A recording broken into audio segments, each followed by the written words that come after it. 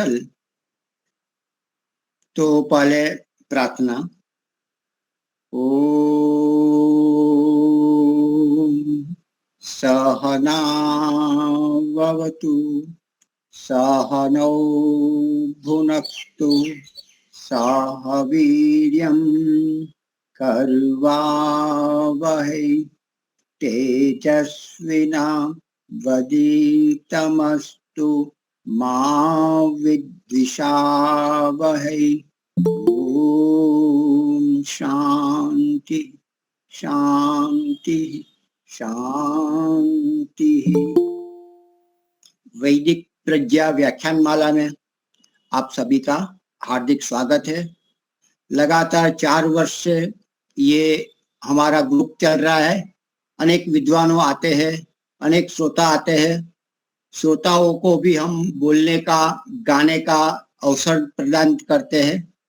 तो आप अवश्य सोम से शनिवार तक 4 से 5 दोपहर ये कक्षा आइए, आपको लाभ मिलेगा, हमें भी लाभ मिलेगा। आप सब आइए, हमें आनंद होगा। तो पहले प्रारंभ हम पारुल मेहता से करते हैं, वो भजन गाएंगे। ओम सर्वेभ्यो नमः। सादर प्रणाम। धन्यवाद मुनि जी। प्रणाम सबको। प्रभु जी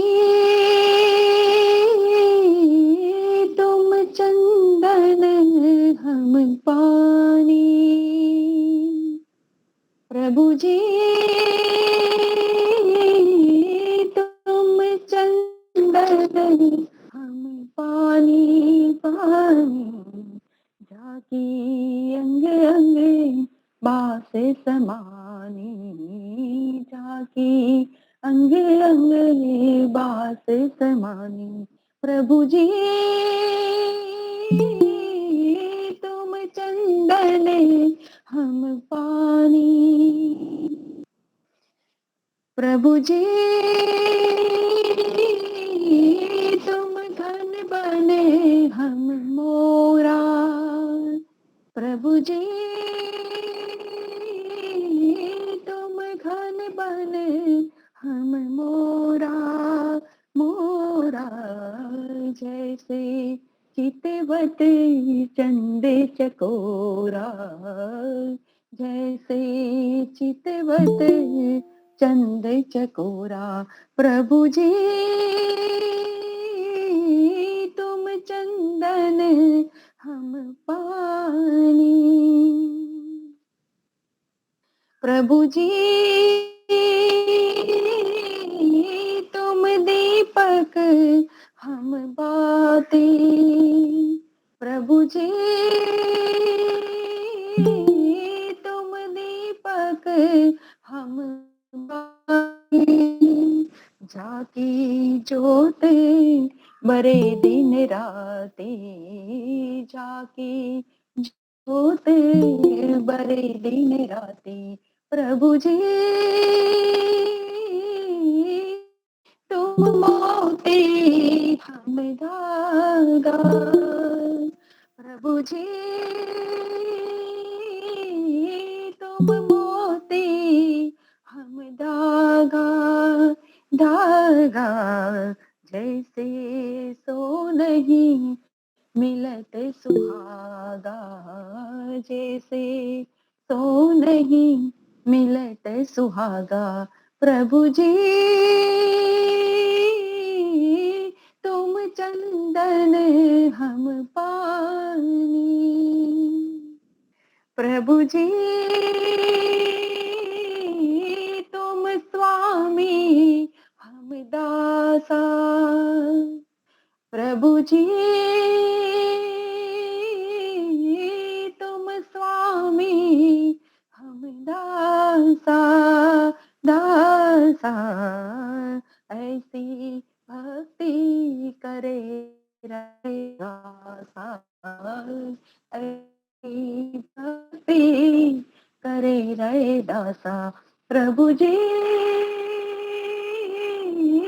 तुम चंदन हम पानी, झाकी अंग अंग बास समानी, जाकी अंगे अंगे बास समानी। प्रभु जी तुम चंदन हम पानी, तुम चंदन हम पानी, तुम चंदन हम पानी पानी। ओम। बहुत सुंदर। बहुत बढ़िया। ओम नमस्ते। हाँ जी, नमस्ते। धन्यवाद। धन्यवाद धन्यवाद। ऐसे तो हम विद्वानों का यूट्यूब में भी सुन लेते हैं, तो पायल पारुल जी ने गाया, अभी पायल जी को सुनना चाहते हैं, 5 मिनट और लगा लेते हैं, फिर अपने वक्तव्य आचार्य विमलेश जी का होगा। पायल जी, आप गाना चाहते हो तो प्रारंभ करें। एक भजन मैं रखना चाहती हूँ।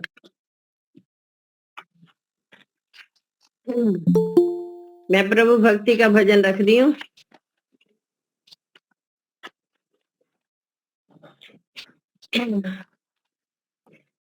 नाम प्रभु का जप ले रे बंदे, नाम प्रभु का जप ले रे बंदे, जीवन रह गया थोड़ा रे, जीवन रह गया थोड़ा रे, सरपट सरपट भागा जाए, सरपट सरपट भागा जाए, ये समय का घोड़ा रे, ये समय का घोड़ा रे, नाम प्रभु का जप ले रे बंदे, नाम प्रभु का जप ले रे बंदे, जीवन रह गया थोड़ा रे, जीवन रह गया थोड़ा रे, काम आज का कल पे जो छोड़े, काम आज का कल पे जो छोड़े, वो कल भी ना पाता है, वो कल भी ना आता है, पछताए फिर लाख बाद में, बीता वक्त ना आता है, हाथ में उसके कुछ भी ना आता,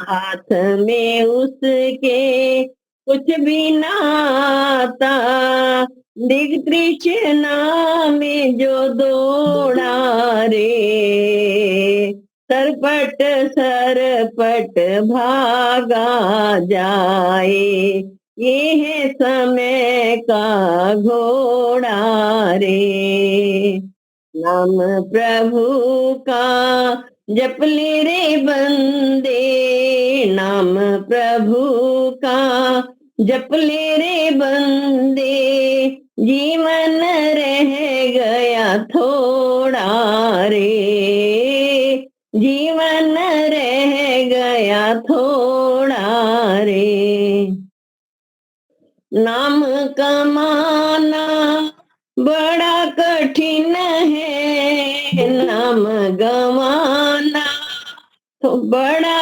कठिन है, नाम गवाना है आसान, नाम गवाना है आसान, नहीं किसी की बद दुआ लेना, गलत करो ना कोई काम रे, याद करे जग जिसमें खुद को, याद करे जग जिसमें खुद को, सत्कर्मों से जोड़ा है। सरपट सरपट भागा जाए, ये है समय का घोड़ा रे। नाम प्रभु का जप ले रे बंदे, नाम प्रभु का जप ले रे बंदे, जीवन रह गया थोड़ा रे, जीवन रह गया थोड़ा रे। सरपट सरपट भागा जाए, सरपट सरपट भागा जाए, ये है समय का घोड़ा रे, ये है समय का घोड़ा रे। धन्यवाद जी समय देने के लिए, आपको बहुत बहुत धन्यवाद। बहुत अच्छा बहन। बहुत ही सुंदर।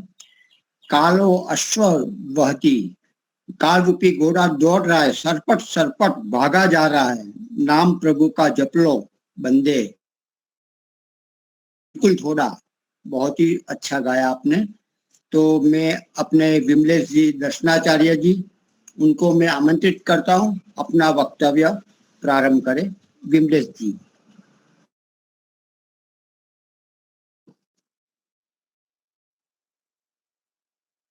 हाँ जी, दोनों ठीक है, ऑडियो वीडियो ठीक है। दोनों आ गए। चलिए प्रारंभ करें। ओ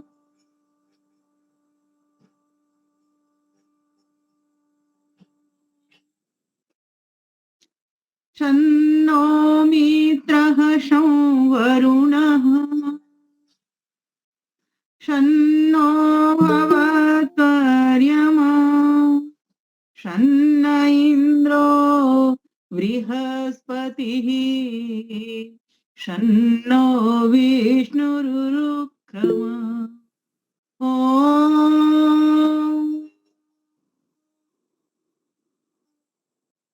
नमो ब्रह्मणे नमस्ते वायो, त्वमेव प्रत्यक्षं ब्रह्मासि, त्वामेव प्रत्यक्षं ब्रह्म वदिष्यामि, ऋतं वदिष्यामि, सत्यं वदिष्यामि। तन्मावतु तदवक्तारमवतु, अवतु माम् अवतु वक्तारम्, अवतु माम् अवतु वक्तारम्। ओम शांति शांति शांति। सर्वेभ्यो नमो नमः। सभी को सादर सप्रेम नमस्ते जी। बहुत ही सुंदर दिव्यता, भव्यता, सभ्यता और अनुशासन में गांधीनगर से चलने वाला यह कार्यक्रम भजनों के प्रारंभ से प्रारंभ हुआ। बहुत ही मधुर और सुंदर भजन पारुल जी और पायल जी ने सुनाए, और बहुत ही अच्छा संचालन हमारे आदरणीय बड़े भ्राता कहूं या काका जी कहूं, उन्होंने आपके समक्ष कर रहे हैं कालो अश्व वहती के द्वारा, कि वास्तव में ये समय का घोड़ा दौड़ रहा है सरपट सरपट, और पकड़ना हमको है, इसी समय को पकड़ना है। जो पहला बीत गया, पिछला बीत गया, उसकी चिंता ना करते हुए जितनी श्वासें बची हुई उनको बचाना है, उनको सुरक्षित करना है। बस इतना ही समझते हुए आज का हमारा जो विषय है, सभी मातृशक्ति को, भाइयों को, सभी को मैं नमन अपना करती हूँ, वंदन अभिनंदन करती हूँ और अपने विषय की ओर आती हूँ। मेरे सभी चिरपरिचित चेहरे यहाँ पर दिख रहे हैं मुझे, और सभी मुझे समझ भी चुके हैं। तो आइए, आज का हमारा विषय क्या था आदरणीय भ्राता जी? ईश्वर का द्वार। क्या? संध्या। संध्या ईश्वर से मिलन का द्वार, ये विषय था हमारा। कल दिया था, तो आज खूब व्यस्तता रही मेरी, और अभी अभी मैंने ध्यान भी किया इस चीज का। अच्छा विषय है और हम सभी के लिए उपयोगी विषय है। तो आइए आज इस विषय को खोलने का प्रयास करती हूँ। संध्या, सर्वप्रथम इस शब्द पर ही जाएंगे तो ये स्वयं ही अपने आप में ही अपना अर्थ खोल रहा है। संध्यायन्ती संध्यायते वा परम ब्रह्म यस्याम सा संध्या, अर्थात भली भांत ध्यान करते हैं, अर्थात भली भांत ध्यान किया जाए ऐसे परमेश्वर का नाम और ऐसे परमेश्वर की उपासना, ऐसे परमेश्वर के सुंदर नामों के द्वारा, विधि विधान के द्वारा, समय को देखते हुए और एक सीमा निर्धारित करते हुए, अर्थ का चिंतन मनन करते हुए किया जाने वाला ध्यान अर्थात भली भांत ध्यान संध्या है। संध्या से हमको ईश्वर का द्वार कैसे प्रशस्त होगा? ये ठीक वैसे ही है जैसे एक शीशा है जिसको हम जब छोटे थे साइंस पढ़ते थे तो एक प्रिज्म होता था, आतिशी शीशा उसको कह सकते हैं। उसके ऊपर जब सूर्य की किरणें पड़ती हैं तो वो उस स्थान को, जहां पर अगर कोई कागज भी हो तो उसको जला देता है। कैसे? क्योंकि सूर्य की किरणें उस शीशे के ऊपर जैसे ही पड़ती हैं वो केंद्रित हो जाती हैं। ध्यान के माध्यम से भी जब हम ईश्वर से जुड़ने का प्रयास करते हैं, ईश्वर को खोजने का प्रयास करते हैं, ईश्वर से मिलने का प्रयास करते हैं, तो हम केंद्रित हो जाते हैं। किससे केंद्रित होते हैं? प्रश्न हो सकता है। तो बोले मन के द्वारा केंद्रित होते हैं और अपनी चित्त की जो वृत्तियां हैं उनको बाहर से रोक करके अंदर जो हमारा ज्ञेय विषय है अर्थात जानने योग्य विषय है उससे हम जुड़ने का प्रयास करते हैं, उसको समझने का प्रयास करते हैं, उसको देखने का प्रयास करते हैं।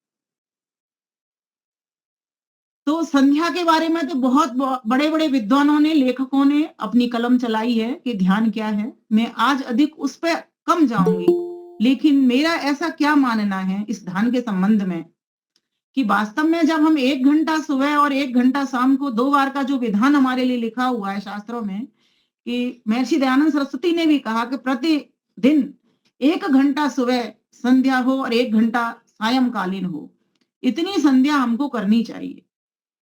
अर्थात जब 2 काल की संधि हो, इधर से रात्रि जा रही है और सुबह हो रहा है और इधर से फिर दिन जा रहा है, दिन छिप रहा है और रात्रि काल आ रहा है। ये भी एक संधि, बेला के नाम से भी, समय के नाम से भी एक संधि होने से संध्या नाम है और सम्यक ध्यान करने से भी इसका नाम संध्या है। तो सम्यक ध्यान किया कैसे जाए और ईश्वर का मार्ग इससे कैसे प्रशस्त होगा, ईश्वर का द्वार कैसे मिलेगा हमको? बहुत सारे तरीके हैं इसके। पूरा योग दर्शन इसी ध्यान को बतलाने के लिए महर्षि पतंजलि ने रच दिया हमारे समक्ष और ध्यान का उन्होंने वास्तविक अर्थ बता दिया, हमारे समक्ष रख दिया, प्रस्तुत कर दिया। तत्र प्रत्यय एकतानता ध्यानम, प्रत्यय कहते हैं ज्ञान को। जब ज्ञान की जिस वस्तु को पाने के लिए चल रहे हैं, ज्ञेय विषय अर्थात परमात्मा को जानना चाह रहे हैं, उसको जानने का ज्ञान निरंतर मन के भीतर स्थित बना रहे, लगातार चलता रहे। बहुत से लोग कहते हैं ध्यान में बाहर की वृत्तियों को बंद कर दो, विषय बंद कर दो, आंख बंद कर लो, रूप रंग रस ये सब मत देखो तो ध्यान लग जाएगा, शून्य हो जाओ। नहीं, शून्य होने का नाम ध्यान नहीं है। फिर तुमने खोजा क्या? यदि आपकी एक चाबी खो जाए तो आप कैसे ढूंढते हो उसको? क्या शून्य होकर के ढूंढते हो? माना कि आपने ध्यान अपना सारा सब जगह से हटा लिया, लेकिन चाबी में तो फिर भी ध्यान है। जब चाबी में ध्यान है तो चाबी के रूप रंग आकार प्रकार का ध्यान है ना। ठीक इसी प्रकार से, क्योंकि उस वक्त जे विषय, जानने योग्य विषय वो चाबी है जो खो गई है। लेकिन यहाँ पर जब हम ईश्वर को खोजना चाह रहे हैं और ध्यान तो है ही खोजने का नाम, और समाधि खो जाना, खोजने के द्वारा ही हम खोते हैं बाद में, तो उसका जो परिणाम है, जो उसका फल है वो समाधि है ध्यान का। और योग दर्शन में ये 7वां सोपान का है ध्यान, और इससे पहले धारणा। तो महर्षि पतंजलि ने तो हमको बहुत सारे ऐसे नियम बता दिए, यम बता दिए, आसन की सिद्धि करना बता दिया, प्राणायाम करना अर्थात जिससे मन में बस और प्राण बस में होते हैं वो बता दिया, धारणा करनी बता दी, ध्यान करना बता दिया, जिसके द्वारा हमारा ईश्वर का मार्ग प्रशस्त होता है, ईश्वर का दरवाजा खुलता है।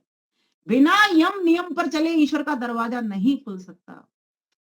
बहुत ही सुंदर उन्होंने वहां पर लिखा है, अहिंसा, सत्य, अस्तेय, ब्रह्मचर्य, अपरिग्रह, यमाह, अष्टांग योग की चर्चा वहां पर की है उन्होंने। वहां पर सबसे पहला साधन जो बताया वो यम का ही बताया, और यम आचार्य को भी कहते हैं, जो आपको व्यवहार सिखलाता है, समाज के साथ में कैसा तुम्हारा व्यवहार हो।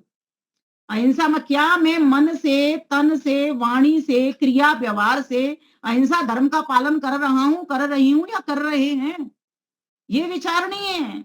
आज हम ध्यान लगाना प्रारंभ करते हैं, ईश्वर तक पहुंचना तो चाहते हैं, लेकिन कभी यम पर हमारा विचार नहीं जाता कि हमारा व्यवहार कैसा है, सामने वाली वस्तु के प्रति कैसा हमारा व्यवहार है, जड़ के साथ कैसा व्यवहार है, चेतना के साथ कैसा व्यवहार है, बड़ों के साथ कैसा व्यवहार है, छोटों के साथ कैसा व्यवहार है, चोर उचक्कों आतंकवादियों के साथ कैसा व्यवहार है, सज्जन पुरुषों के साथ कैसा व्यवहार है।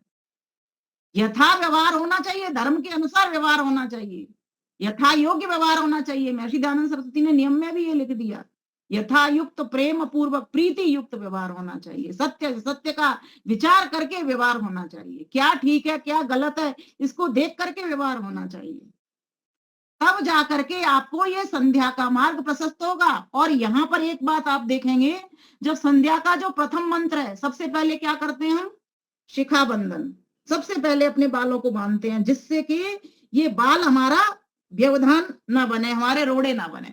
उठा करके पहले एक जूड़ा, एक चोटी बांधते हैं, और पुरुषों के तो सिर पर कुछ केपा होती है, कुछ केपा नहीं होती, तो जिनके पर नहीं होती है और बड़े बाल है वो बांध लें, और जिनके छोटे ही छोटे उनके लिए तो कहना ही क्या, बालों पर फिर क्या ध्यान देना।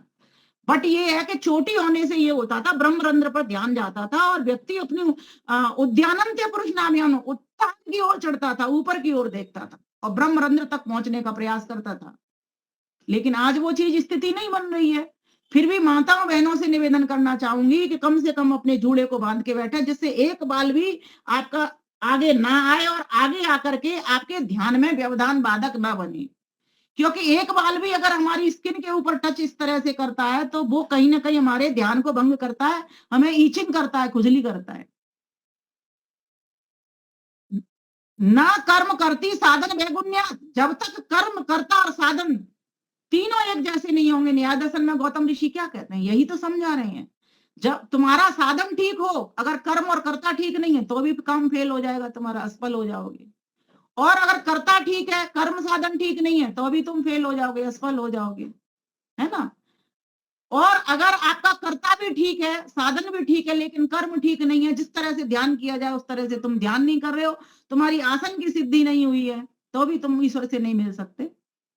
लेकिन महर्षि दयानंद सरस्वती ने कैसे क्रमशः मंत्र लगा दिए, ये समझने योग्य है थोड़ा सा। पहले ही पहला जो मंत्र दिया, कहा कि गायत्री मंत्र पढ़ते हुए शिखा बांधिए। क्यों कहा गायत्री मंत्र बांधते हुए? क्योंकि गायत्री मंत्र में सद्बुद्धि की याचना की गई है। ध्यान से पहले आपको अपनी बुद्धि पर नजर रखनी पड़ेगी। क्या आपके भीतर वो जिज्ञासा पैदा हुई है? क्या आपके पास वो सद्बुद्धि है जिससे आप उस लक्ष्य की सिद्धि करने के लिए जा रहे हो? तो महर्षि देव दयानंद सरस्वती ने कृपा करके हमको कहा कि सर्वप्रथम इस गायत्री मंत्र का उच्चारण करिए और सद्बुद्धि की याचना करिए, जिससे आप ध्यान में बैठ सको, उस ईश्वर की खोज कर सको जिस ईश्वर ने तुमको बुद्धि प्रदान की, तुमको ये इंद्रियां प्रदान की, उसका ध्यान करने के लिए, उसकी खोज करने के लिए, उसकी आनंद की प्राप्ति करने के लिए। उस ईश्वर के ध्यान के लिए सबसे पहले चोटी बांधिए, विघ्नों को हटाइए, बाधाओं को हटाइए। योग दर्शन में तो बहुत सारे विघ्न और उपविघ्न भी लिखे हुए हैं, आप पढ़ सकते हैं वहां पर। ध्यान, संशय आदि ये विघ्न लिखे हुए हैं वहां पर। लेकिन मैं और अधिक चर्चा आगे करना चाह रही हूँ, इसलिए अपने समय में ही, इसलिए मैं आज विघ्न और उपविघ्न उनको नहीं लेती, मैं भौतिक विघ्न उपविघ्नों की चर्चा कर रही हूँ आज, कि ये भी हमारे विघ्न बनते हैं, क्योंकि यहाँ सभी सामान्य जन भी बैठे हुए हैं, वो भी समझना चाहते हैं इस विषय को। इसलिए सर्वप्रथम बुद्धि की याचना करो भगवान से, भगवान मुझे बुद्धि दो कि जिसके लिए मुझे ये शरीर मानव का तन मिला, क्या मैं ये सार्थक कर पा रहा हूँ? क्या मैं तुझे खोजने के लिए चला हूँ? क्योंकि इसी जन्म में जान लिया उसको तब तो ठीक है। उपनिषद ऋषि कहता है इसको, केनोपनिषद ऋषि क्या कहता है, यह चेत अवेदित सत्यम अस्ति। अगर अभी जान लिया तो ठीक है ना, यह चेत अवेदित महति विनष्टि। अगर अभी नहीं जाना तो आपकी महति हानि हो जाएगी, इसलिए उसको जान लो। भूतेश विचिंत धीरा, प्रत्येक पदार्थ में उसको अनुभव करना प्रारंभ कर दो, जड़ हो चाहे चेतन हो, हर जगह उसकी चेतना, जड़ के भीतर भी उसकी चेतना है, चेतना के भीतर भी उसकी चेतना है। सारा चराचर जगत उसी से अच्छा देता है, ईशावास्यमिदं सर्वम, सब जगह वो परमेश्वर व्याप्त है। तो महर्षि देव दयानंद सरस्वती ने क्या किया, हमें वो लक्ष्य की सिद्धि प्राप्ति करने के लिए मंत्र लिख दिया। कौन सा वाला? क्रम देखिए उनका। पहले का बुद्धि की याचना करो, फिर दूसरा मंत्र लिख दिया वहां पर, शन्नो देवी रविष्टय आपो भवन्तु पीतये। ये लक्ष्य सिद्धि का ही मंत्र है, ये हमको पता नहीं है। इसमें क्या कहा गया? प्रभु इस लोक का भी मुझे सुख मिले और मुझे परलोक की भी प्राप्ति हो।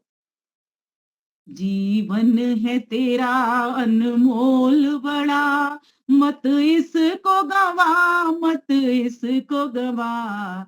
है एक एक श्वास करोड़ों का, ना दे ना लुटाना, दे ना लुटा। जीवन है तेरा अनमोल बड़ा। कहा गया इस लोक में भी यश कीरत हो, परलोक में भी सदगति मिले, परलोक में भी सदगति मिले।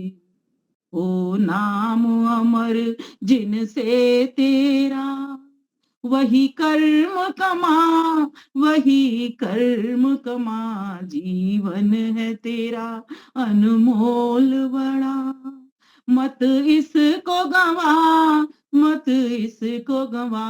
है एक एक श्वास करोड़ों का, ना दे ना लुटाना, दे ना लुटा। जीवन है तेरा अनमोल बड़ा। तो जब आप ध्यान में बैठोगे, इस प्रकार से लक्ष्य सामने रख लोगे, अभीष्टये और पीतये, शन्नो देवी रविष्टये।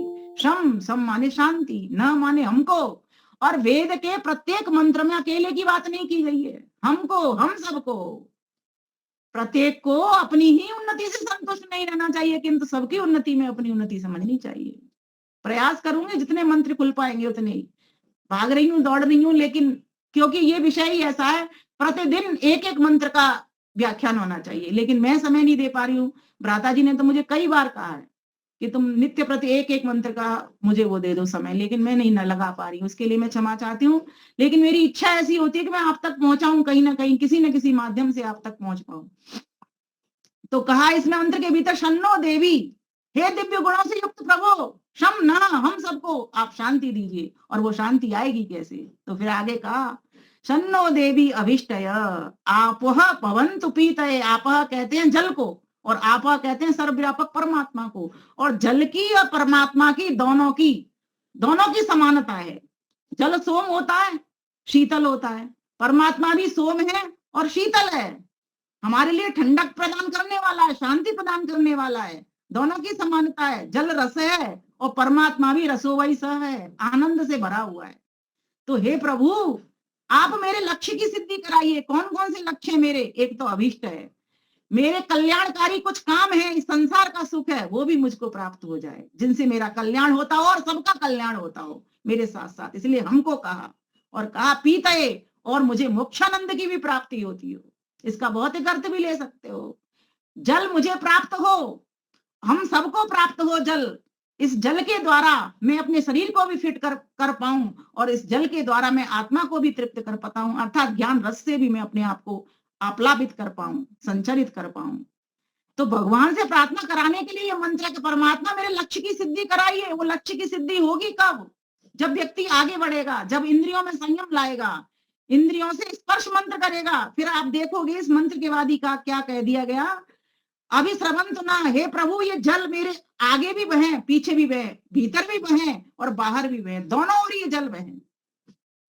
एक स्थान पर नहीं, मुझे अंदर से भी शांति मिले, मुझे बाहर से भी शांति मिले। क्योंकि कई बार विघ्नकारी तत्व मुझे बाहर से भी परेशानी पहुंचाते हैं, विघ्न डालते हैं। और कई बार ऐसा भी देखा जाता है, हम अगर अपने शरीर में भी अंतःकरण बहिष्करण देख लेना, तो कई बार हमारा शरीर भी हमें परेशानी पहुंचाता है, हमें शांति नहीं लाने देता।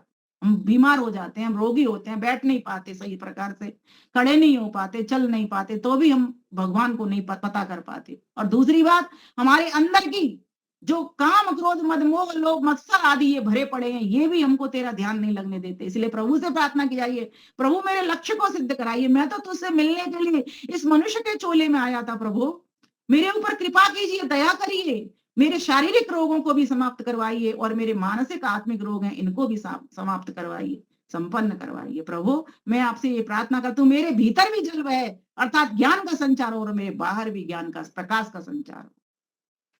इस प्रकार से भक्त इस लक्ष्य को सिद्ध करने के लिए परमेश्वर से आगे प्रार्थना करता है। देखिए महर्षि दयानंद का श्रम देखिए, कैसी संगति लगाते हैं। कहते हैं तुम्हें दोनों जल से तुम्हें शांति मिल जाएगी, तुम्हारी तरफ प्रकाश भी तुम्हें दिखाई देगा, मार्ग भी आपके बाहर के प्रशस्त होंगे, भीतर का मार्ग भी आध्यात्मिक मार्ग भी प्रशस्त होगा। लेकिन इसके लिए तुम्हें करना क्या पड़ेगा?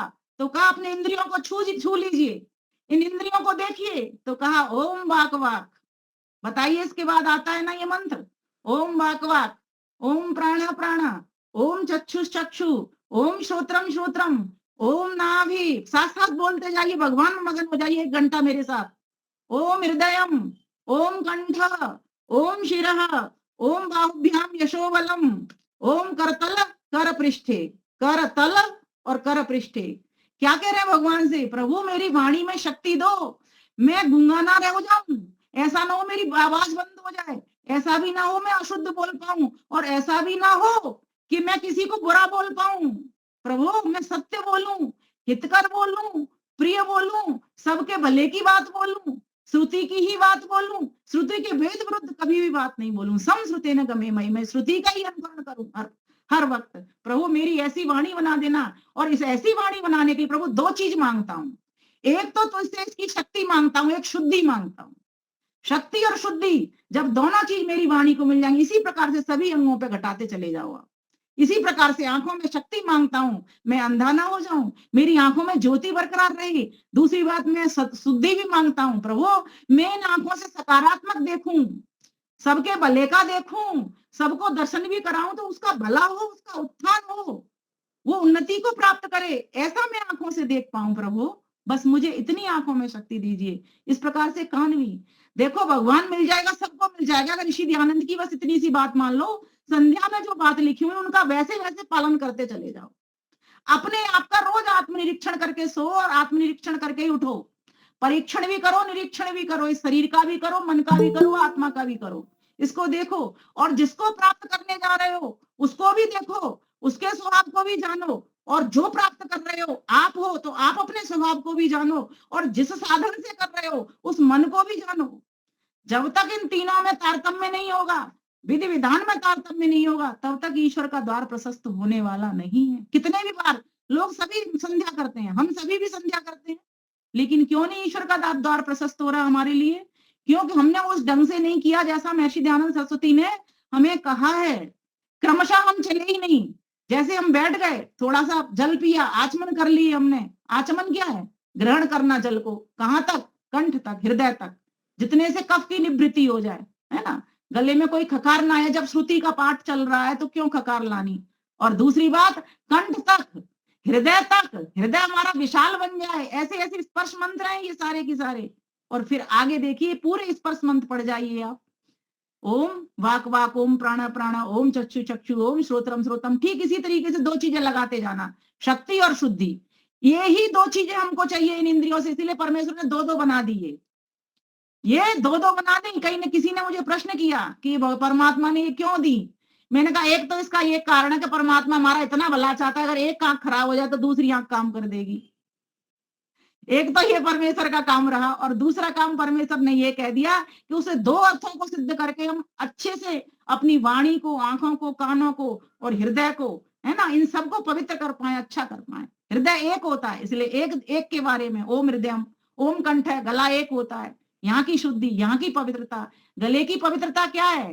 किसी ने तुम्हारा मान कर दिया, अपमान कर दिया, है ना, और किसी ने कोई गाली दे दी, अपशब्द कह दिए, तो कंठ तक ही रहने ना, इसको हृदय में मत पहुंचा देना।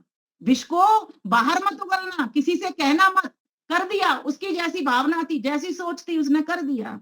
इस भावना के साथ अगर आप संध्या में उतरते हो तो मेरा ऐसा मानना है द्वार प्रशस्त होगा आपके लिए। भगवान तो खोल करके बैठा हुआ, उसने किवाड़ नहीं लगाए, उसने कभी ताले नहीं लगाए। हम ताले लगाते हैं मंदिरों के, ईश्वर ताला नहीं लगाता। ये हमारी अज्ञानता है कि मंदिरों में ताला ठोके आते हैं। किसके लिए ताले? वो मनुष्यों के लिए, हम और आपके लिए। ईश्वर के लिए कभी ताले नहीं होते। ना उसने ये आदेश दिया कि मंदिर बना करके मेरा ताला लगाओ। अरे मैंने तो तुझे घर का मंदिर दिया, हृदय का मंदिर दिया, तू देख एक बार मेरी ओर, इस तरह से तो कर, मेरी तस्वीर पूरी तुझे नजर आएगी। एक बार गर्दन झुका के तो देख, मेरी पूरी तस्वीर नजर आएगी तुझको। लेकिन हमने गर्दन झुकाई नहीं, हमने अहंकार से सिर इतना ऊंचा कर रखा है। परमेश्वर मिलेंगे। जब मैं था तब घर नहीं, अभी घर है मेला में, सब अंधियारा मिट गया जब दीपक देखा मन। हे परमात्मा, तूने मुझे कैसा ज्ञान दिया। कबीर दास जी ने, सोचो वो बिना पढ़े थे, बिना पढ़े लोगों को भी आत्मबोध हो जाता है। जरूरी नहीं है इसके लिए, क्योंकि उन्होंने पूर्व जन्म में वेद पढ़े होंगे, इसलिए उन्होंने, अब भले ही वेद नहीं पढ़े लेकिन वेद की ही बात कह डाली उन्होंने। जब मैं था, जब मेरे भीतर अहंकार था, तब मुझे हरि के दर्शन नहीं हुए। जब व्यक्ति ऐसे ऊंचा सिर उठा करके चलता है, झुकता नहीं है किसी के लिए, भगवान उसको नहीं मिलेंगे। भगवान तो मिलते ही तब है जब हृदय की ओर, आपका मस्तिष्क नीचे की ओर झुकता है, किसी के चरण छूने के लिए आप झुक जाते हो, तब जाकर के ईश्वर का आशीर्वाद प्राप्त होता है, लोगों का भी आशीर्वाद प्राप्त होता है। इसीलिए मंत्र में कितनी बढ़िया बात कह दी कि आप एक बार इनको छूते जाओ और कहते जाओ, परमात्मा मेरे हृदय को विशाल बना देना, परमात्मा मेरे हृदय को स्वस्थ भी रखना, जिससे हृदय धड़केगा मेरा, ये रक्त चलेगा, ये 1 मिनट में 5 लीटर रक्त को छान देता है, मेरा हृदय स्वस्थ भी हो। क्योंकि आज हृदय की बीमारियां, हृदयाघात बहुत ज्यादा हो रहे हैं, देखने में आ रहा है। सर्दियों में बड़े लोगों को तो बहुत अपने आप को ध्यान रखने की जरूरत है, उस तरह के वस्त्र पहनने की जरूरत है, उस तरह का भोजन करने की जरूरत है, उस तरह से अपने आप को फिट रखने की जरूरत है। क्योंकि जब शरीर की गाड़ी ही हमारी नहीं चलेगी तो भगवान का भजन कैसे करेंगे। अगर गाड़ी स्वस्थ है तो भगवान का भजन, गाड़ी प्रसन्न है तो भी भगवान का भजन बहुत अच्छे से करेंगे। इसलिए इस गाड़ी को स्वस्थ रखते जाना और इस गाड़ी को शुद्ध भी करते चले जाना। गाड़ी को स्वस्थ रखना भी जरूरी, गाड़ी में शक्ति बनाए रखना भी जरूरी, और गाड़ी को शुद्ध रखना भी जरूरी। इसीलिए परमेश्वर से प्रार्थना कर रहे हैं, प्रभु अब हम अपने इंद्रियों को छू रहे हैं, इन इंद्रियों में संयम भी देना मुझे, मेरी वाणी पर बोलती ही ना चली जाए किसी के लिए, व्यर्थ ही ना बोलती चली जाए, दुरुपयोग ही ना करती चली जाए, इस पर संयम देना। प्रभु मेरी आंखों पर भी संयम देना, रूप उतना ही देखो जितने की जरूरत है, मुझे आवश्यकता है, कानों से उतना ही सुनो जितनी बाहर की चीजों की मुझे आवश्यकता है, हाथों से उतना ही कर्म करो जितने कर्म करने की आवश्यकता है मुझे, जिससे उपकार हो रहा है किसी का। सब इंद्रियों को छूते जाइए, करते जाइए, पैरों से वहां चल करके जाऊं जिससे किसी के आंसू पूछते हैं, ऐसी जगह पर कुछ दान दे करके आऊं, ऐसी जगह चल करके पहुंचूं, ऐसी जगह चल करके पहुंचूं जहां से गुरुकुलों से बच्चे निकलते हो, ऐसे विद्यालयों में पहुंचूं, ऐसे गुरुकुलों में पहुंचूं, ऐसे मंदिरों में पहुंचूं, ऐसी अभावग्रस्त जगहों पर पहुंचूं। इस तरह से छूते जाइए और ऐसे भाव मन में उठाते जाइए। जब तक मन में भाव नहीं उठेंगे, आप संध्या 36 बार कर लेना, पूरे दिन भर संध्या करना, लेकिन आपको एक भी परिणाम उसका सामने नहीं आएगा, मात्र इसके कि बस आप श्रुति का तो उच्चारण कर रहे हो और किसी गलत काम से बच जाओगे। लेकिन यहाँ तो हमें सिर्फ गलत काम से ही नहीं बचना, हमको अपनी उन्नति भी करनी है, अपने भाव भी उठाने हैं। तो ईश्वर के द्वार पर पहुंचने के लिए, उस लक्ष्य को सिद्ध करने के लिए आप अपनी इंद्रियों को इंद्रियजित बनाइए। दूसरी बात, मार्जन मंत्र मांजिए। अब आपने बर्तन को धो तो लिया, आपने मतलब जैसे उसमें जूठन पड़ी हुई थी वो धो लिया, साफ कर दिया, लेकिन उसको मांजा नहीं तो वो शुद्ध होगा क्या? वो शुद्ध नहीं होगा। पवित्र होगा क्या? पवित्र नहीं होगा, वो झूठा ही कहलाएगा। तो क्या करना होता है? उसको मांजना होता है। किससे? विम से, है ना, साबुन से या राख से, जिससे भी मांजते होंगे, एक कोई साधन चाहिए, उससे मांजना होता है। अगर उस मार्जन मंत्र में इंद्रिय स्पर्श में क्या था? मार्जन नहीं था, कोई विम का पाउडर नहीं था, कोई साबुन नहीं था, सिर्फ अपने लिए ही प्रार्थना हो रही थी, प्रभु मेरी इंद्रियों में ये करना वो करना। लेकिन यहाँ पर मजेंगी कैसे इंद्रियां आपकी? तो कहा भूपुनाथ सरसी, प्राणों के प्राण का विम ले लो, साबुन ले लो हाथ में, तब तुम्हारी इंद्रियां मजेंगी। बिना ईश्वर की कृपा की इंद्रियां नहीं मजेंगी। आप ईश्वर को सम्मुख लेके करके आओ, पहले अपने आप सामने भगवान को सामने लाओ, वो मजवाएगा। जब तक तुम्हारे पास विम नहीं होगी, साबुन होगी, तो बर्तन मजेंगे? कोरे हाथ से मजेंगे क्या? नहीं मजेंगे। तो आपने मार्जन मंत्र करना है। मार्जन का अर्थ ही होता है मांजना।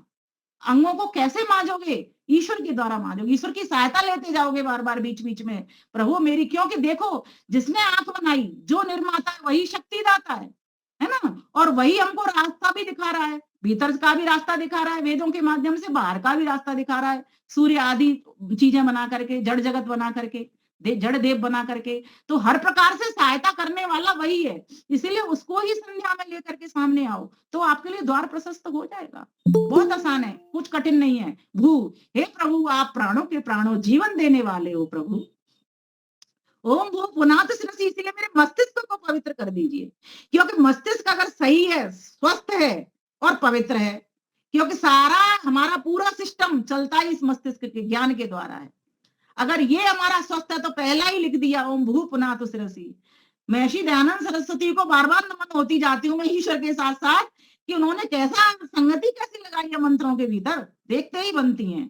कहा कि पहले मस्तिष्क का लगाया उन्होंने, वहां पर लिखा भू पुनात शिरसी, हे प्रभु मेरे मस्तिष्क को पवित्र कर दीजिए जिससे मेरा सारा सिस्टम ठीक प्रकार से होता चले, कार्य होते चले इससे सभी इंद्रियों से। फिर आगे कहा भू पुनात शिरसी, भू पुनात शिरसी भुवा पुनात नेत्रयो, हे प्रभु, हे दुखों को दूर करने वाले प्रभु, दुखों को पास ना आने देने वाले प्रभु, दुखों से बचाने वाले प्रभु, दुखों को हरने वाले प्रभु, दुखों का नाश समापन करने वाले प्रभु, क्या करिए क्या करिए? भुवा ओम भू पुनात शिरसी ओम पुनात नेत्रयो, मेरी नेत्रों को अर्थात मेरी इस नेत्रों के भीतर क्या कर दीजिए आप, सकारात्मक दृष्टि भर दीजिए जिससे मुझे कोई दुख व्यापे ही नहीं। व्यक्ति दुखी कैसे होता है? जब किसी में बुराई देखता है, जब कहीं पर अपवित्रता देखता है, कहीं पर गंदगी देखता है, कहीं पर कोई ऐसा वियोग देखता है, दुखदायी स्थिति देखता है। परमेश्वर मेरे नेत्रों को सुखदायी बनाना, मेरे नेत्रों को सकारात्मक सोच वाला बनाना, तो मैं दुखी होऊंगा ही नहीं। और ये काम तू कर सकता है, इसलिए मैं तेरे साथ खड़ी होकर के इस चीज को हटाना चाहती हूँ, इन दुखों को समाप्त करना चाहती हूँ। जब मेरी सारी अविद्या नष्ट हो जाएगी तो मेरे अपने आप ही दुख समाप्त हो जाएंगे, क्योंकि अंधेरे में ठोकर मिलती है और प्रकाश में ठाकुर अर्थात परमेश्वर की प्राप्ति हो जाती है। इसलिए प्रभु मैं तो तुझे पाने के लिए आया हूँ, तुझे खोजने के लिए आया हूँ, तेरे द्वार पर आ रहा हूं मैं। बस एक बार मुझे तेरा द्वार सही प्रकार से नजर आ जाए, फिर मैं फटाफट घुस जाऊंगा उसमें। जैसे आपने देखा होगा ना, जब हम बहुत सारे लोग जब मंदिरों में जाते हैं, हम लोग भी जाते हैं मंदिरों में, ऐसा नहीं है, तो जाते हैं तो क्या होता है, पहले परिक्रमा करते हैं, एक परिक्रमा करते हैं ना, फिर उसमें अंदर मंदिर में प्रवेश करते हैं। लेकिन पहले एक बड़े द्वार में घुसते हैं, एक बड़ा होता है ना गेट उसका कि इसके भीतर मंदिर है, तो पहले बड़े गेट के भीतर घुसते हैं, घुसने के बाद परिक्रमा होती है। अब यही क्रम इस संध्या के मंत्रों के भीतर लगा दिया। अब मार्जन मंत्र से आप बिम ले लिया, आपने बर्तन मांज लिया, ऐसे ही ईश्वर को जोड़ते जाइए। भू भुवा स्व महा जन तप सत्यम, ये जो 7 नंबर तरीके से लिखे हुए हैं ना, भू माने प्राणों का प्राण, भुवय माने दुख नाशा, स्व माने सुख स्वरूप, इनसे प्रत्येक इंद्रिय को जोड़ते जाइए आप। संध्या ऐसे ही करना। आज मैं आपको कह के जा रही हूँ, इन्हीं चीजों को भावों को ला करके आप संध्या मेरे साथ तो कर रहे हो, एक बार अलग से बैठ के करना। मैं गारंटी से बता सकती हूँ, इतना आनंद आएगा आपको, इतना आनंद आएगा, आप कहोगे कि आज तक इतना मुझे आनंद नहीं आया। ये वास्तव में ईश्वर का द्वार प्रशस्त करेगा। फिर आगे क्या कहा, भुवा पुनात नेत्र स्व पुनात कंठ, इस प्रकार से मांझ लिए। अब मांझने के बाद क्या करते हैं जी, प्राणायाम, प्राणायाम करते हैं, क्या करते हैं? अब वो मंत्र का एक तारतम्य होता है ना, प्राणायाम ही करते हैं, ठीक बात है। तो अब प्राणायाम कैसे करते हैं? इसी तरह से करते हैं। वहां पर क्या करते हैं, जो मांझने का जो साबुन था उसी तरीके से भू भुवः स्वः है ना, महा जनः तपः सत्यम, इनके अर्थ को बोलते बोलते प्राणायाम खींचिए। कम से कम 3 बार लिखते हैं महर्षि, और अधिक से अधिक 21 बार। 3 बार करेंगे तो कैसे, एक प्राणायाम कब होगा, जब आपने लंबा गहरा श्वास भरा और इन मंत्रों को बोला जो मैंने अभी बोले, भू भुवः स्व, अर्थ के साथ। और बहुत शॉर्ट में अर्थ कर लीजिए, एक भावना बना लीजिए, प्राणों का प्राण, दुख नाशक, सुख स्वरूप, ऐसे मन की भावना। कितनी भी बार आपसे हो जाए, ज्यादा बार हो जाए अच्छी बात है, कम बार हो तो भी कोई बात नहीं, पर अर्थ और भाव ठीक प्रकार से, संबंध सही जुड़ना चाहिए भगवान से आपका, जैसा मंत्र कह रहा है। जोड़ते जोड़ते फिर एक लंबा गहरा सांस भरते हुए फिर छोड़ देना, एक प्राणायाम हो जाएगा। इसी प्रकार से फिर भरिए, फिर इन मंत्रों को साधिए, फिर छोड़ने में भी करिए ऐसे ही, दूसरा प्राणायाम हो गया। इसी प्रकार से तीसरी बार फिर भरिए, अभ्यंतर करिए, फिर वाय करिए, इस प्रकार से फिर तीसरा प्राणायाम। 3 बार अर्थ, भाव और संबंध के साथ आप करेंगे, मेरा ऐसा मानना है, आपको वास्तव में ईश्वर की प्राप्ति तो मैं गारंटी से अभी इसलिए नहीं दे सकती क्योंकि मैं भी अभी खोजने में ही लगी हुई हूँ। मैं भी नित्य प्रति बैठती हूँ, इन शब्दों पे विचार करती हूँ, भाव बनाती हूँ, संबंध बनाती हूँ, क्योंकि वास्तव में ईश्वर इतना आसानी से प्राप्त नहीं होता, लेकिन वो प्राप्त होगा ये मैं मानती हूँ, क्योंकि ऋषियों ने अपनी वाणी में कह दिया कि वो मिलता है मिलता है मिलता है, फिर उसको मिलने के बाद कोई और चाहत नहीं रहती। इसीलिए फिर प्राणायाम के बाद क्या करते हैं हम, अगमर्षण मंत्र। अग माने पाप, मर्षण माने मसल देना, अर्थात पापों की दूरी कर देना, पापों को हटा देना, अपने आप से पापों को परे फेंक देना, ऐसे समझ लीजिए इसको और सरल शब्दों में। अघमर्षण, अग कहते हैं पापों को। अब पापों को इस मंत्र से कैसे मर्षण होगा, किसी ने मुझे ये भी प्रश्न किया था एक बार, बहुत पुरानी बात है, मैंने उसको उत्तर लिख के भेजा था, 2-3 साल हो गए, कोरोना काल की बात है। कैसे मंत्रों से दूर होगा? अपना माइक बंद करेंगे, माइक बंद करेंगे, सुनो। तो कैसे दूर होगा? तो कहा इस मंत्र के भीतर क्या बताया, ईश्वर की विशालता का वर्णन किया गया है, उसके बृहद स्वरूप का वर्णन किया गया है, सृष्टि का वर्णन किया गया है। तो जब हम सृष्टि को देखते हैं ना कि सृष्टि का कर्ता वही है, स ही सर्वविद कर्ता, और दर्शनकार कहता है कि वही एक कर्ता है सारी सृष्टि का। तो जब वो कर्ता को हम देख लेते हैं कि इतने बड़े-बड़े पहाड़ कौन बना सकता है, इतनी बड़ी-बड़ी नदियां कौन बना सकता है, सागर कौन बना सकता है, इतना बड़ा वो है ईश्वर, तो मैं कहाँ ठहरता हूँ?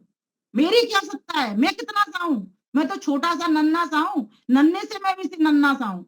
तो आपके भीतर एक ऐसा भाव आता है कि मैं तो कुछ नहीं हूँ, और ये शरीर भी उसी का दिया हुआ है, तो मैं तो कहीं भी नहीं ठहरता, सब कुछ उसी का ही है। तो व्यक्ति एकदम विनम्र हो जाएगा। जब विनम्र हो जाएगा ना, तो ज्ञान की परिपक्वता लाएगा। तो जब परिपक्वता लाएगा इस बात की, तो पाप बिल्कुल नहीं करेगा, क्योंकि वो ये सोचेगा ईश्वर ने मुझ पर कृपा करके मनुष्य का चोला दिया, मैं मेरी उन्नति के लिए दिया, मुझे पतन के लिए नहीं दिया, मुझे तो ऊपर चढ़ने के लिए दिया, अपने पास बुलाने के लिए कहा, आनंद को प्राप्त कराने के लिए दिया। जब इस तरह से देखेगा तो एक भी पाप कर्म नहीं करेगा, भूल करके भी नहीं करेगा।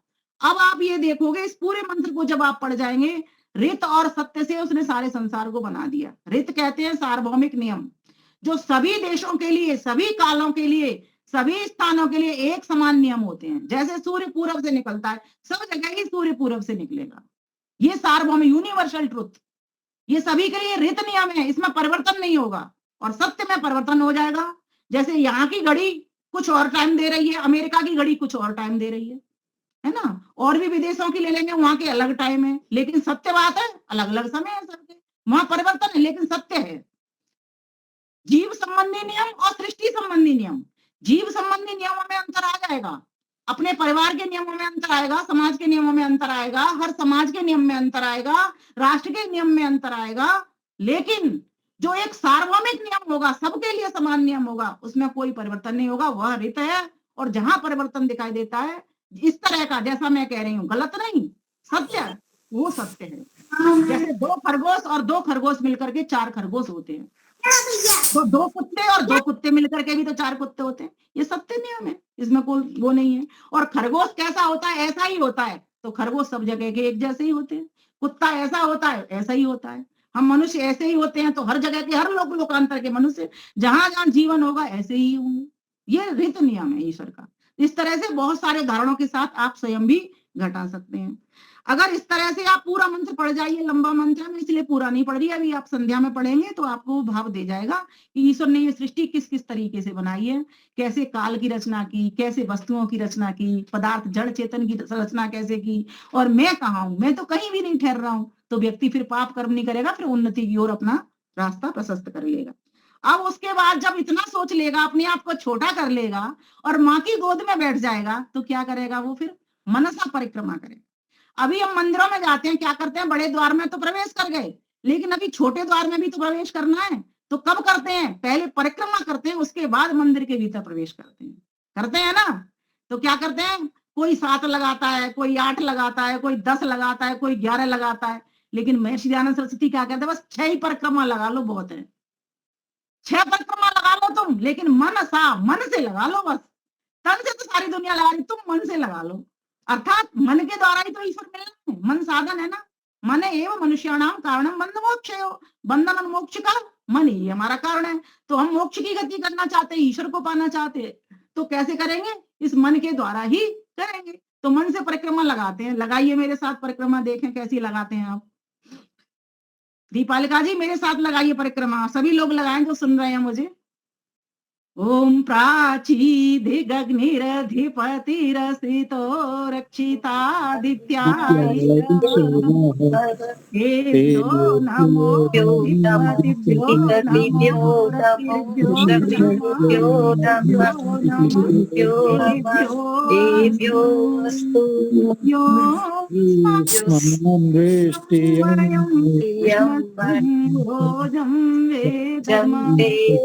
मंत्र एक ही बोलूंगी मैं, बाकी अर्थ में सारे बताना प्रारंभ चाहूंगी कि थोड़े थोड़े करके बता दूं शॉर्ट में आपको, क्योंकि समय की सीमा है।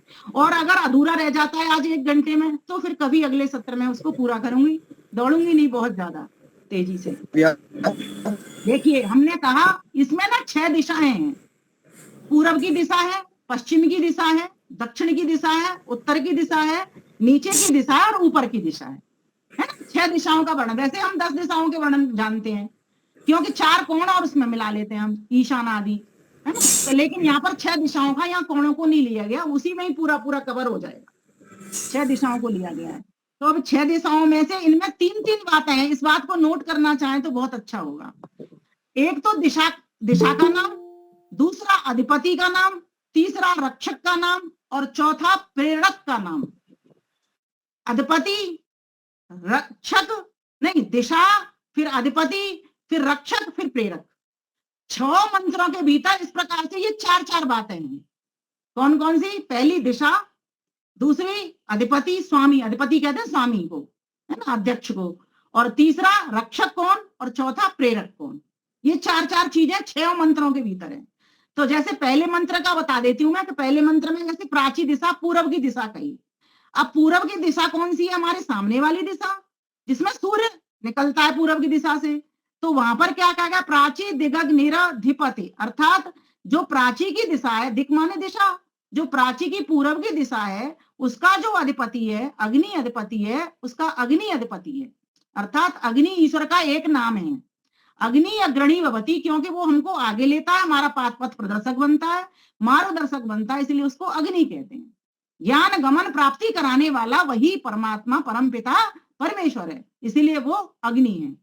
अब क्या कहा गया यहाँ पर?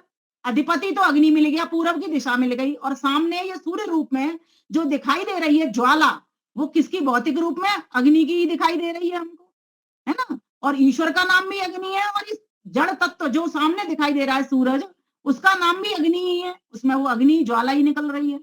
फिर आगे क्या क्या? रक्षक कौन है उसका? ज्ञान की दिशा का, क्योंकि पूरब की दिशा प्रकाश की दिशा, भौतिक रूप से प्रकाश कहते हैं, आध्यात्मिक रूप से उसका ज्ञान कहते हैं। तो जो ज्ञान का जो अधिपति है वो कौन है? अग्नि है, जो हमारा मार्गदर्शन कर रहा है वेद का ज्ञान दे करके। अब वो लेकिन ज्ञान तो दे रहा है हमको, उसको हम जीवन में जब तक नहीं डालेंगे तब तक बंधन में बन जाएंगे हम। तब ये क्या कह रहा है कि तुम्हारी रक्षा करने के लिए असित है, वो ईश्वर असित भी है, अर्थात तुम्हें बंधनों से हटाने वाला भी है। क्योंकि ज्ञान जब व्यक्ति का होगा, ज्ञानान मुक्ति, ज्ञान से मुक्ति हो जाएगी, है, और इते ज्ञानान मुक्ति, और जब ज्ञान के बिना कभी भी किसी की मुक्ति नहीं होती है। तो ज्ञान के द्वारा जब तुम्हारी मुक्ति होगी तो ज्ञान की दिशा को वर्ण करो। पूरब की दिशा में जब तुम संध्या करने लगो तो देखो, परिक्रमा करवा रही हूं मैं आपसे, अभी आप प्राची पर टिके हुए हो, आप जब जैसे ही आगे की दिशा में देखोगे, आगे भगवान को अग्नि के रूप में देखोगे, अग्नि अध्यक्ष के रूप में, अधिपति स्वामी के रूप में देखोगे। अब देखते के साथ ही आप क्या करोगे? मन से ही देख रहे हो, ये तो मैं आंख खोल के आपको समझा रही हूँ, इसीलिए आंख बंद होंगी और आप अग्नि को वर्ण करोगे, आगे की दिशा में रहोगे, और पूरब की दिशा में शाम के समय पश्चिम की दिशा में बैठ जाना, और सुबह जब संध्या करो तो पूरब की दिशा में बैठ जाना, क्योंकि सूरज को थोड़ा सा माध्यम यहाँ पर बनाना है। और जहां पर सूरज नहीं दिखता तो वहां पर किसी भी दिशा में बैठ जाओ, परमेश्वर तो सब जगह विद्यमान है, पर अपने सामने की जो दिशा हो वहीं पर उसको पूरब मान करके आप वर्ण करके चल देना।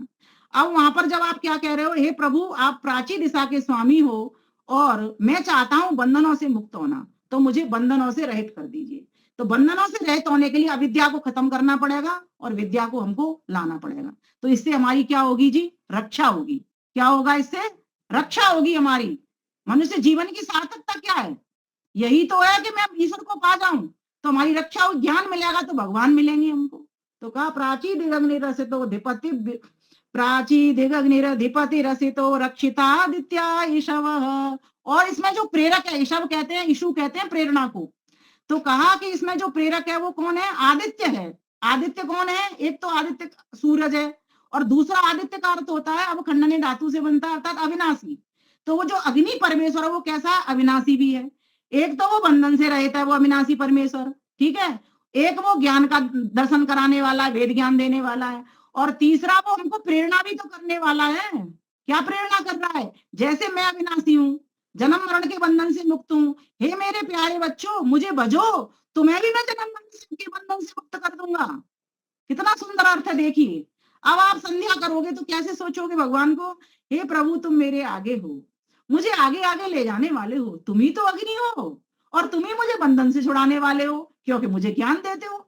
अविद्या में मुझे ठोकर लगती है और जब मेरे पास विद्या आ जाएगी तो मुझे तुम प्राप्त हो जाओगे।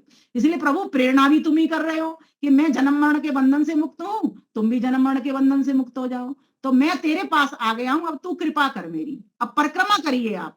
जब इस तरह से परिक्रमा करो फिर कहां चलोगे? ऐसे दक्षिण की दिशा में। ओम दक्षिणाधिगिंद्रो, मन ही मन में आंख बंद करके ऐसे चलना पड़ेगा आपको। अभी मुझे देख लीजिए, कोई बात नहीं। दक्षिणाधिगिंद्रो, अब आप आ गए इस राइट हैंड की तरफ।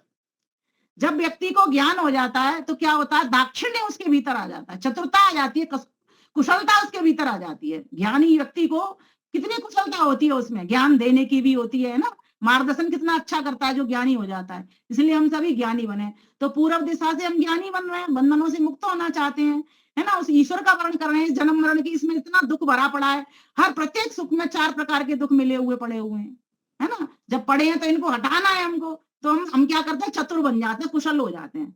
अब कुशल बन जाते हैं तो हमारे पास खूब ऐश्वर्य आता है, धन दौलत आते हैं, घोड़े गाड़ियां आ जाती हैं, पद पैसा प्रतिष्ठा मान सम्मान भी मिलने लग जाता है। तो ईश्वर से क्या प्रार्थना करें? दक्षिणाधिगिंद्रो, अर्थात हे दक्षिण दिशा के स्वामी, तुम कैसे हो? इंद्र हो।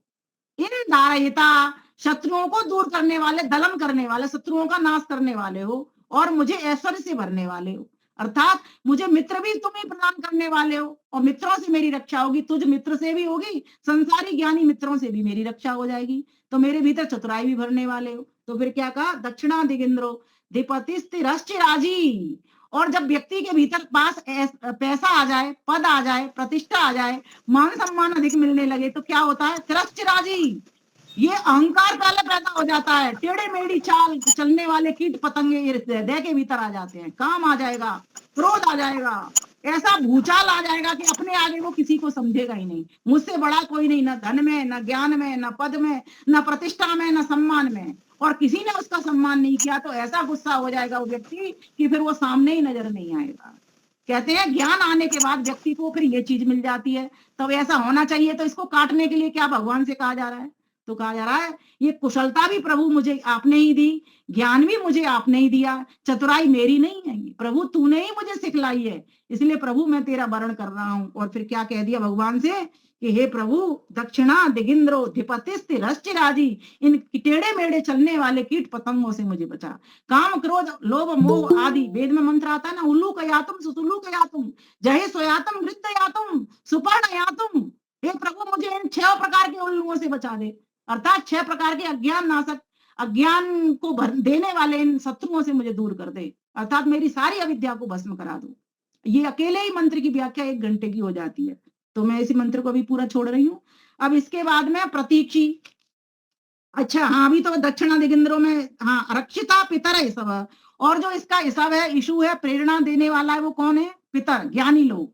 इस बात को बतलाते हैं हमको कि भगवान को पा लिया, भगवान के ही हम है, भगवान की ही सारी वस्तु है, भगवान के ही सारे साधन है। तुम अपनी चतुराई से फूलो मत। इसलिए ज्ञान को तुमने वर्ण कर लिया, अच्छी बात है। तुम्हारे भीतर उतनी कुशलता आ गई, अर्थात तुम डॉक्टर बनने का ज्ञान ले लिया, डॉक्टर बन गए, खूब पैसा तुमको मिलने लग गया। लेकिन इस बात को लेकर के तुम अपनी विजय मत समझना। केनोपनिषद का ऋषि ने भी ये बात समझाई है कि देवताओं को और इनको सबको बहुत ज्यादा अपने ऊपर गर्व हो गया तो ईश्वर के पास पहुंच गए, ब्रह्म के पास पहुंच गए। बड़ी कहानी है, मैं कहानियों में नहीं पढ़ना चाहती। कल ही मैंने सुनाई है, मेरे वीडियो पे लगेगी ये कहानी, सुन लेना। तो आगे मेरा विषय छूटेगा, इसलिए मैं आगे बढ़ती हूँ। फिर कहा गया यहाँ पर कि जो प्रेरणा देने वाला है वो कौन है? तो कहा पितर, ज्ञानी लोग हैं, वे प्रेरणा करने वाले हैं। और एक प्रेरणा ईश्वर भी कर रहा है हमको, अधिपति के रूप में भी कर रहा है, इंद्र के रूप में भी कर रहा है, क्योंकि ईश्वर का भी नाम इंद्र है। और इंद्र, यहाँ के लोग भी इंद्र बन जाते हैं जब ज्ञानी होते हैं, ऐश्वर्य उनके पास आता, तो उनको भी, जीवात्मा को भी इंद्र कहा है। अहम इंद्रो अस्मि, मैं इंद्र हूं। हम भी सभी इंद्र हैं, जीवात्मा भी इंद्र है, ईश्वर भी इंद्र है। तो ईश्वर महेंद्र है और हम इंद्र हैं। अब नाम के कारण तो हमारे आदरणीय महेंद्र मुनि जी का भी नाम महेंद्र है, ईश्वर का ही नाम है ये। तो ये चलती बात पर बातें आती जाती है, नाम भी आ जाते हैं। तो कहा गया कि तेभ्यो नमो। अब एक बार मैं इसका पूरे का बता देती हूँ, वो 6 मंत्रों पर घट जाएगा। जिन जिन के अधिपति आ रहे हैं, जिन जिन मंत्र के रक्षक आ रहे हैं, जिन जिन मंत्र के प्रेरक आ रहे हैं, और जिन जिन मंत्रों में दिशा आ रही है, वे सभी की सभी के लिए तेभ्यो नमो, उन सब के लिए नमस्कार है। क्योंकि परमेश्वर अगर ये दिशा नहीं बनाता, ये ज्ञानी लोग नहीं बनाता, ये जड़ संसार नहीं बनाता, तो मेरी रक्षा भी नहीं हो सकती और मुझे प्रेरणा भी नहीं मिल सकती। इसलिए प्रभु मुझे एक शक्ति दीजिए, क्या? योस्मान द्वेष्टि यम वयम। इसको भी एक ही लाइन को समझ लो, ये सभी में लग रही है 6 मंत्रों के भीतर। अभी मैं परिक्रमा करा रही हूँ सिर्फ दिशा की, रक्षक की, प्रेरक की, ईश्वर की। और ये जो 2 लाइन है, इन दोनों में वही वही अर्थ है, सेम उन्हीं मंत्रों के साथ लगती जाएगी, उन्हीं अधिपतियों के साथ, जो जो मंत्र के अधिपति हैं। ठीक है, उस तरह से लगाते जाना। तो इसमें कहा प्रभु मैं किसी से द्वेष ना करूं, अर्थात हम किसी से द्वेष ना करें, कोई हमसे द्वेष ना करें। अब अपनी तो गारंटी है कि हम नहीं करें, कोई दूसरा करे तो हम पे तो गारंटी नहीं है उसकी, लेकिन हम नहीं करेंगे तो कोई दूसरा भी हमसे नहीं करेगा, हमें पता ही नहीं चलेगा। हम नहीं करते, हमें अपना बचाव करना है, हमें किसी से द्वेष नहीं करना। और द्वेष करेंगे तो राग आ जाएगा। मजे की तो बात ये है, जहां राग होगा वहां द्वेष आएगा, जहां द्वेष होगा वहां कभी राग भी होता है। ये जो संसार बना है ना, सांख्य दर्शन में दूसरे अध्याय का सूत्र कहता है राग विरागयो योगः सृष्टि ही। ये जो सारी सृष्टि बनी है वो राग और विराग अर्थात द्वेष के कारण बनी हुई है, सकाम कर्मों के कारण बनी हुई है। व्यक्ति सकाम कर्म करना छोड़ देगा ना जिस दिन, उस दिन आप सृष्टि में आएगा ही नहीं, कोई भी नहीं आएगा। लेकिन किसी का छोड़ता ही नहीं है। कोई एक पुण्य आत्मा, महात्मा ऐसी होती है जो मोक्ष की गति कर पाती है। दिखाई तो बहुत सारे लोग देते हैं दुनिया में, हम भी दिखाई दे रहे हैं, साधु संत और बड़े बड़े ऋषि मुनि और दिग्गज दिखाई देते हैं, लेकिन जरूरी नहीं है कि उनको मोक्ष का मार्ग मिला ही मिला। लेकिन हम प्रयास, और एक स्वतंत्रता ये भी है कि अगला जन्म नहीं हो, ये भी हमारे हाथ में। इसीलिए तो हम परमात्मा की परिक्रमा लगाना चाह रहे हैं, इस हृदय मंदिर में परिक्रमा लगा रहे हैं कि प्रभु आप दक्षिण दिशा के भी स्वामी हो। हे प्रभु आप पितर बनकर के रक्षा कर रहे हो हमारी, और त्रस्य राजी अर्थात काम क्रोध मद मोह लोभ से भी बचा करके रक्षा कर रहे हो। क्योंकि मैं अज्ञानी जब होता हूँ तब ये काम क्रोध लोभ मोह अहंकार सब आ जाते हैं, और जब मैं ज्ञानी होता हूँ तो ये सारे मुझे दूर कर देते हैं, अर्थात मैं इनसे छुट्टी पा जाता हूँ। अब परिक्रमा आपकी कहाँ चली? पूर्व से लेकर के दक्षिण तक। अब पश्चिम पे आ जाओ, तो अब पश्चिम का मंत्र क्या कह रहा है? ओम प्रतीचि दिग्वरुणोधिपति प्रेदाकुरक्षितान्नमिषव। फिर वही लाइनें आ जाएंगी। अब इसी लाइन का समझ लो, प्रतीचि पश्चिम की दिशा, पश्चिम की दिशा पीछे की दिशा, अपनी आप बैक साइड में पीठ की दिशा। दिग्वरुणों, और जो अधिपति है वो कौन है? वरुण देवता अर्थात ईश्वर। ईश्वर का एक नाम, जहां हमने अग्नि जाना पूर्व दिशा से, वहां दक्षिण की दिशा से इंद्र जाना, तो हमने पश्चिम की दिशा से उसका नाम वरुण जाना। क्यों? वरुण वरेण्यम, जो वर्ण करने के योग्य है। और वरुण का दूसरा अर्थ ये है, जब हम अष्टाध्यायी पढ़ते हैं तो वहां पर भी वरुण शब्द उच्चारण करते हैं, उदुत्तमम वरुण पास मदम, अर्थात वरुण वो है जो आपको पासों में बांध लेता है, जकड़ लेता है, जो जैसा गलत कर्म करता है उसको उतनी ही सजा के रूप में पासों में बांधता है, उत्तम मध्यम और निकृष्ट प्रकार से उसको बांध लेता है। तो परमेश्वर का एक नाम वरुण भी है। अगर तुम्हारे पास ज्ञान आ गया, चतुराई आ गई, ऐश्वर्य आ गया, धन दौलत आ गया, तो ध्यान देना, पाप में लिप्त मत हो जाना, वो पीछे से तुम्हारी कॉलर पकड़ करके पीछे से पकड़ लेगा। लोग यही गलती कर देते हैं, ज्ञान आता है, चतुराई आती है, पद पैसा प्रतिष्ठा आती है, ऐश्वर्य आ जाता है, लेकिन भूल जाते हैं, कोई ना कोई गलत काम कर बैठते हैं, लेकिन परमेश्वर छोड़ता नहीं है। तृतीय वरुण है, जब 2 व्यक्ति गलत काम कर रहे हो तो तीसरा वरुण हो करके, पंच बन करके वो परमेश्वर तुमको पकड़ लेता है, तुम्हें कर्मों की सजा दे करके ही रहेगा। देखो कितनी सुंदर परिक्रमा लगाई जा रही है मन से। पूर्व में देख लिया, दक्षिण में देख लिया, पश्चिम में भी उसको देख लिया, और फिर आगे क्या कह दिया कि कैसा वो है, वो रक्षक किस तरह से बन करके कर रहा है, प्रदाकु। और प्रदाकु का अर्थ स्वामी जी लिखते हैं सर्प आदि विषधारी प्राणियों से। और हमारे भीतर के भी तो सर्प बैठे हुए हैं, काले काले जहरीले, जो हमको नित्य प्रति खाए जा रहे हैं। ये काम क्रोध लोभ, यही रोग हैं, यही सर्प हैं, यही शत्रु हैं जो नित्य प्रति हमको डसने में लगे हुए हैं। डस ना पाए, इन्हीं पर नियंत्रण करना है। ये बुरे नहीं है, कोई भी वस्तु, कोई भी व्यक्ति, कोई भी चेतन जड़, कोई भी पदार्थ खराब नहीं है। आपको सदुपयोग ले रहे हो या उसका दुरुपयोग कर रहे हो, ये काम भी जरूरत पड़ती है, इसकी भी, क्रोध की भी जरूरत पड़ती है। लेकिन वो क्रोध मन्यु होता है, वो जब जरूरत पड़ती है तब किया जाता है, इसलिए उसको मन्यु नाम दिया गया है। वो अच्छा क्रोध होता है। जैसे भगवान राम को जब समुद्र देव जगह नहीं दे रहे थे तो उनको क्रोध करना पड़ा, तो जगह दी ना, समुद्र पर पुल बना पाए वो। अगर समुद्र देव जगह नहीं देते तो वो नहीं बना पाते। समुद्र देव कोई समुद्र वो नहीं है, सिर्फ समुद्र पर रहने वाले आयोजक जिनके संरक्षण में, जिनके अधिकार क्षेत्र में वो समुद्र आता था, ऐसे लोग उनको नहीं पुल बनाने दे रहे थे। इसका मतलब ये है। तो आगे देखिए फिर क्या कहा, रक्षितान्नम ईशवः, और जो अन्न है वो प्रेरणास्पद है, क्योंकि अन्न से व्यक्ति की शक्ति मिलती है, ऊर्जा बनती है। तो ये अन्न तुम्हारे लिए प्रेरणा देने वाला है, तुमको बता रहा है कि खाओ लेकिन खिला करके खाओ, इसको भी सुरक्षित रखो। इतना लो भोजन अपनी थाली में, व्यर्थ न जाए नाली में। इतना भोजन लो, लोग भर भर के थालियां भर लेते हैं और उसको खत्म कर जाते हैं। तो परिक्रमा लगा रहे हो। अन्न का दाता कौन है, अन्न का निर्माता कौन है? मैं नहीं हूं। किसान सोचे मैंने बीज बोया, मैं इसका निर्माता हूं, नहीं। बीज किसने दिया पूछो, बीज उस परम पिता परमेश्वर ने ही दिया। इसलिए इस अहंकार में भी मत रहना कि अन्न मैंने उगाया, अन्न मैं लाया, अन्न मैंने पिसाया, रोटी मैंने पकाई। अरे तुम कौन होते जब वो हाथ नहीं देता? तुम कौन होते जब वो बीज नहीं देता? तो तुम अन्न कहां से लाते? इसीलिए परमेश्वर को बार बार निहारते चले जाइए, बार बार। अब इस दिशा में ले आए, अब उत्तर की दिशा में भी आ जाओ। अब उत्तर की दिशा में क्या कहेंगे उससे, उदीची दिक सोमो अधिपति सजो। हे परमपिता परमेश्वर, आप उत्तर दिशा में भी मुझे सोम बन करके प्राप्त होते हो। देखो शीतलता व्यक्ति में कब आती है, एक तो उसमें ज्ञान आ जाए, है ना, और दूसरा उसको भी सुविधाएं प्राप्त हो जाएं जिनसे ज्ञान को पा करके अपने कर्मों में वो ढाल सकता है। इतनी कमी ना हो उसकी कि सारा दिन कमाने में ही लगा रहे, इतना हो जाए उसका कि अपना घर चल जाए, अपना तन चल जाए, अपना शरीर चल जाए, अपने परिवार के लोग चल जाए, इतना काम हो जाए उसका, ठीक है। और तीसरी बात, पाप कर्मों से उसकी दूरी हो जाए, क्योंकि वो देख रहा है कि मुझे परमात्मा देख रहे हैं, पीछे से भी मुझे पकड़ लेंगे, गलत काम करूंगा मैं तो फिर वो उत्तर की दिशा में आ गया।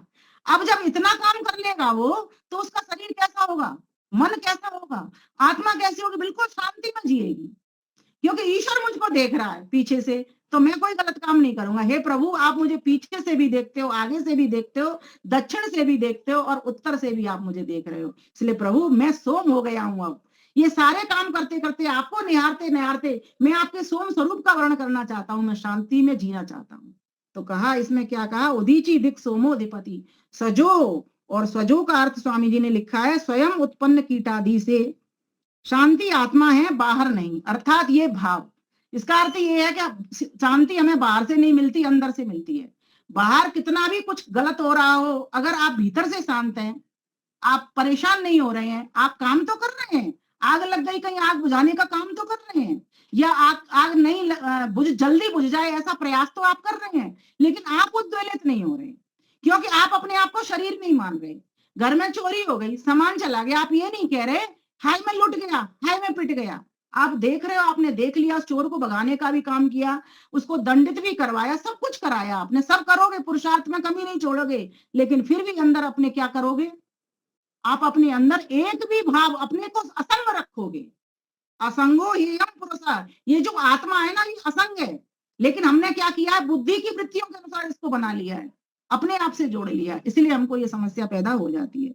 तो कहा कि जो उत्तर दिशा का स्वामी है वो सोम है, इसलिए प्रभु मुझे सोम शीतल बना दीजिए, और मेरे भीतर जो आए हुए जो गलत भाव है, अशांति के भाव है, उनसे मुझको दूर कर दीजिए। और फिर कहा अशनी सवह, और आत्मदर्शी बाण रूप बिजली है, अर्थात भौतिक रूप से विद्युत और आत्मिक रूप से भी ज्योति। विद्युत को ज्योति कहेंगे, जिसको महर्षि दयानंद सरस्वती ने आत्मदर्शी लिखा है, जिसको ज्योति, ज्ञान की ज्योति। तो प्रभु मेरे भीतर इतने ज्ञान की ज्योति को इस तरह से प्रज्वलित कर दे, उससे शांति की प्राप्ति हो। देखो अग्नि अगर धीमी जलती है ना तो धुआं होती है तो दुख लगता है, थोड़ी सी तेज होती है तो उतना सुख नहीं मिलता, लेकिन एकदम से जल जाती है तो जो सामान आप यज्ञ के भीतर डालो कितनी शांति मिलती है, क्योंकि सामने सामने भगवान आपके सामने खाते हैं। ठीक इसी प्रकार से जब आपकी आत्मिक ज्योति अच्छे से विद्युत की तरह से चमक रही है, ये पंखा कैसे चल रहा है, विद्युत से चल रहा है ना, हीटर कैसे चल रहा है, विद्युत से चल रहा है, आत्मा की ज्योति कैसे चलेगी, ज्ञान से चलेगी। तो ज्ञान मेरा इतना परिपक्व हो जाना चाहिए कि मुझे शांति की प्राप्ति करा दे, मैं तपस्वी हो जाऊं पूरी तरीके से। तप क्या होता है, द्वंद्व सहनम तप है, द्वंद्व को सहन कर लेना। एक अग्नि में अगर आप सोने को डाल देते हो तो उसका मल छट जाता है तो कुंदन बन जाता है ना स्वर्ण। इस प्रकार से मेरा शरीर हो जाए। आप गर्म पानी भर दीजिए किसी बर्तन के भीतर, थोड़ी देर के भीतर उसके ऊपर ठंडक आ जाती है, ओस की बूंदें जैसी आ जाती हैं। कैसे? क्योंकि वो तप रहा है, तप रहा है। ऐसे अगर मैं हो जाऊंगा तो मेरे भीतर भी सोम आ जाएगा प्रभु। अब आप देखिए, हमने पूरी चारों ओर परिक्रमा लगा ली। अब परिक्रमा लगाते लगाते क्या भगवान सिर्फ चारों ओर ही है? आप कहोगे हाँ जी है। नहीं, आपने नीचे तो ध्यान लगाया ही नहीं। आधार कौन दे रहा है तुमको? वो नीचे विष्णु बन करके बैठा हुआ परमात्मा तुमको आधार दे रहा है। तो इसीलिए एक और मंत्र ले लिया महर्षि दयानंद सरस्वती ने नीचे के लिए, ध्रुवा। हे प्रभु आप ध्रुवा हो। आदरणीय भ्राता जी, समय तो बहुत लग रहा है, इनमें मैं बहुत कोशिश कर रही हूँ जल्दी की भागने की, तो क्या करूं, इसको आज पार्ट 1 कर दूं? हाँ जी, हाँ जी। बाद में थोड़ा ले लेना ना, फिर अगले सत्र में इसको पार्ट 2 में ले लेंगे। हाँ हाँ जी ठीक है, पार्ट 2 या 3 जितने भी बनेंगे उसको ले लेंगे। आनंद तो जरूर, आपको आ जरूर। रहा होगा, मेरा ऐसा मानना है, क्योंकि मुझे कहते कहते आ रहा है समझने जी, की चीजें बिल्कुल। हैं वास्तव में ये बहुत।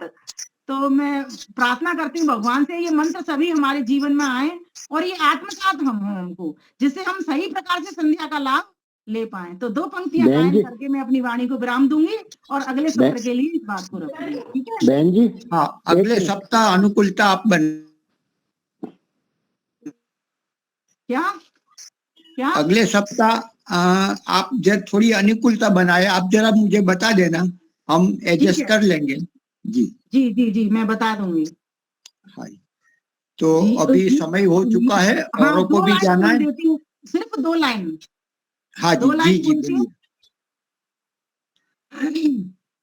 मैं एक सलाह देना चाहती हूँ। चरणों में हमने जिस दिन से शीश झुकाया है, उस दिन से हमारा जन्म हुआ और सफल हुई यह काया है।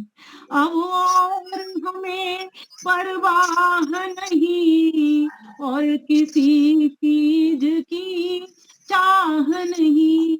धनवान तरसते हैं जिसको, उस धन को हमने पाया है। ईश्वर के चरणों में हमने जिस दिन से शीश झुकाया है, उस दिन से हमारा जन्म हुआ और सफल हुई यह काया है। आप सभी को बहुत बहुत धन्यवाद, सादर सप्रेम नमस्ते जी। आनंद आया। बहन जी, आचार्य जी, जी एक परलोक के बारे में एक वाक्य में कुछ समझा दें। परलोक, अरे भ्राता जी, परलोक का मतलब ये नहीं कोई 7वां चौथा लोक है। परलोक का अर्थ ये होता है ईश्वर का लोक, अर्थात मोक्ष का लोक। मोक्ष का लोक जहाँ पर एक भी दुख नहीं, परमात्मा का विशुद्ध सुख की प्राप्ति, और वो सर्वत्र है ईश्वर, एक जगह पर कोई स्थान पर नहीं है। जी धन्यवाद। धन्यवाद, नमस्ते। शांति पाठ। ओम जौ शांतिरंतरिक्षं शांति पृथ्वी शांतिरापः शांतिरौषधयः शांति वनस्पतयः शांतिर्विश्वे देवा शांतिर्ब्रह्म शांति सर्वं शांति शांतिरेव शांति सामा शांतिरेधि। ओम शांति शांति।